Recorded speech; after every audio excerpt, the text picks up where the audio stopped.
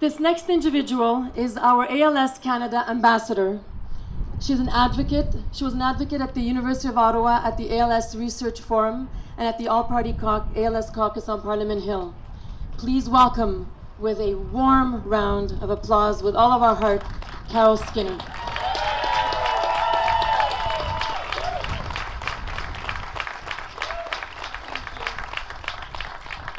Bonjour, good morning. My name is Carol Skinner, and it is truly an honor and a privilege to be here with you today. In fact, I was told that I wouldn't be. I was diagnosed with ALS on September 19th, 2013 at the age of 41. That day I went in for an EMG and walked out with 2 to 3 years left to live. This September will be year 4 for me.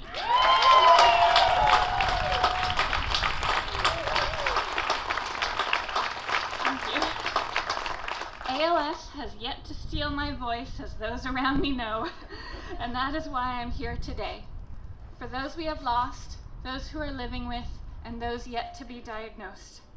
I have learned lessons living with ALS, the most important being how precious life is, and to appreciate everything that you have rather than resent what you don't. I'm actually really lucky to have been diagnosed with ALS when I was. Since then, I've observed more initiatives geared towards the eradication of ALS than I believe the world has witnessed in over 100 years.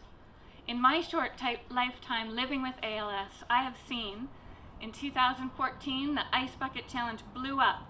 It was the first summer of my diagnosis, and I felt worldwide support, and people across nations had a greater understanding of the devastation of ALS.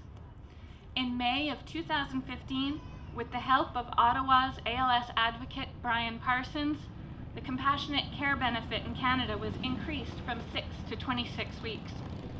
As Tammy mentioned, in July of 2016, a new ALS gene was found by Project Mine researchers, and this year Canada became the 17th country to join Project Mine.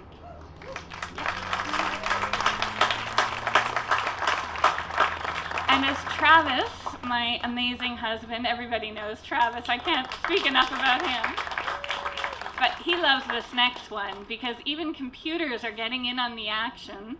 In 2016, the IBM supercomputer Watson discovered 5 new genes linked to ALS.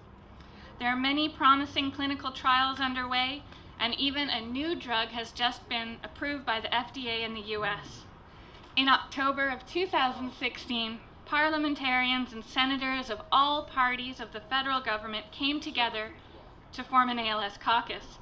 I was fortunate to attend the first meeting with Travis, and we were heartened to see the efforts of sincere and passionate politicians come together to play a vital role in addressing the needs and challenges of the realities of ALS. And a huge thank you to all of those who participate in the caucus. We know how busy your schedules are, so thank you so much.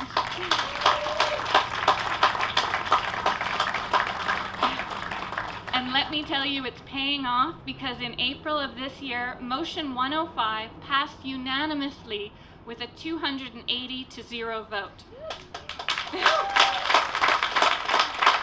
I just want to share that motion with you in case not everyone's familiar with it.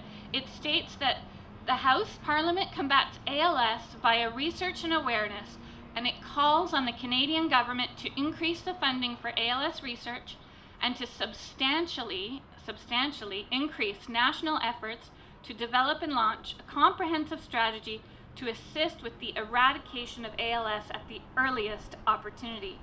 In light of this motion passing, I am waiting with bated breath to see action taken within our government, in particular to include in the next budget sustainable research funding to combat ALS.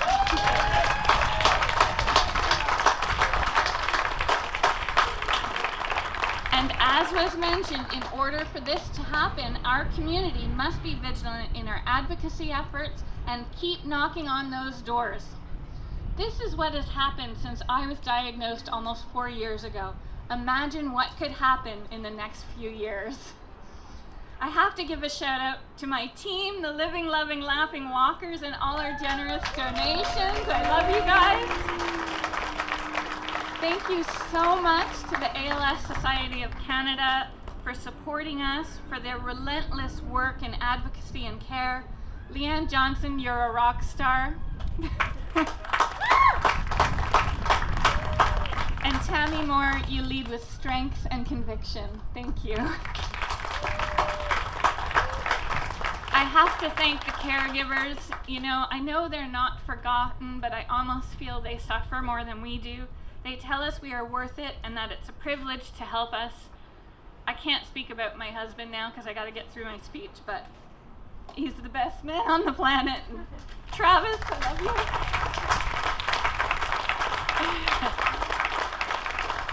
Thank you to friends and family who have not given up on us and who remind us who we are beyond ALS.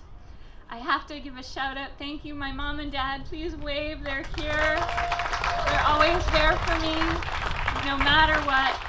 They moved from Montreal to Ottawa this spring, and they continue to give me reasons to keep on fighting. A special thank you to those walking for someone who has succumbed to the devastation of ALS. It cannot be easy to continue with advocacy after losing a loved one, yet that doesn't stop you from honoring their legacy. And to my community of friends living with ALS, the warriors, when the world says give up, hope whispers, try it one more time. So thank you and enjoy the sunshine.